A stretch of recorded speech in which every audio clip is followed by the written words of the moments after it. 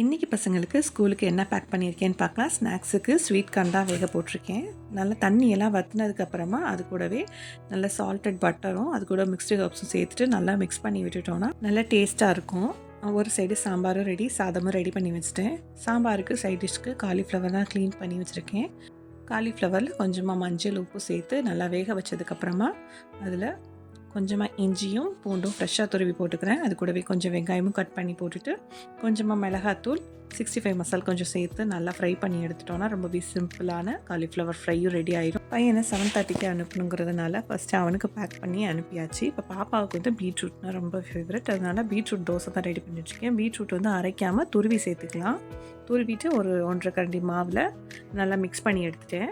தோசைக்கல்ல one side காய வச்சுட்டு பாப்பாவுக்கான டிஃபன் பாக்ஸும் பேக் பண்ணிகிட்ருக்கேன். சாம்பார் ஊற்றுனதுக்கப்புறமா அதில் நெய் விடாமல் அது கூடவே கொஞ்சமாக நல்லெண்ணெய் விட்டோன்னா அது இன்னும் வேறு ஃப்ளேவரில் நல்லா டேஸ்ட்டாக இருக்கும். எங்கள் வீட்டில் நெய்யை விட நல்லெண்ணெய் ஊற்றி சாப்பிட்றது தான் எல்லாருக்குமே ரொம்ப பிடிக்கும். அதையும் ஊற்றிட்டு மிக்ஸ் பண்ணி வச்சுட்டேன். சைட் டிஷ் எடுத்து வச்சாச்சு, ஸ்நாக்ஸும் எடுத்து வச்சாச்சு. அது கூடவே பீட்ரூட் தோசையும் ரெடி ஆகிடுச்சு. அது கூட கொஞ்சம் சாம்பார் வச்சு பாப்பாவுக்கு ஊட்டி விட்டு ஸ்கூலுக்கு அனுப்பியாச்சு. தேங்க்யூ.